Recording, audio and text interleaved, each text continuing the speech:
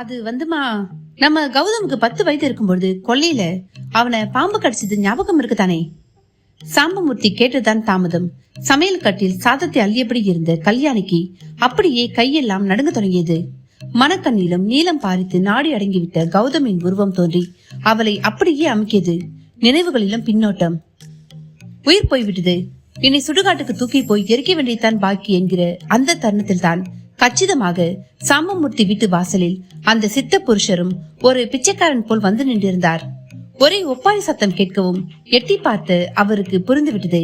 விறுவிறுவென்று உள்ளே வந்தவர் பிணமாகி விட்டது போல் முழு நீளமாக கிடந்த கௌதமை உற்று பார்த்துவிட்டு கை கால் என்று பல பாகங்களிலும் நாடி பிடித்து பார்த்தார். ஏய் தாடிகாசாமி, என்ன பெரிய சித்தன்னு நினைப்பா? உயிர் போய் எவ்வளவு நேரமாச்சு, செத்த உடம்புக்கு நாடி பாக்குறியாக்கும். என்ன நண்பர்களை, முழு கதையும் கேட்கணுமா? அதற்கான லிங்க் டிஸ்கிரிப்ஷன் பாக்ஸ்ல இருக்கு.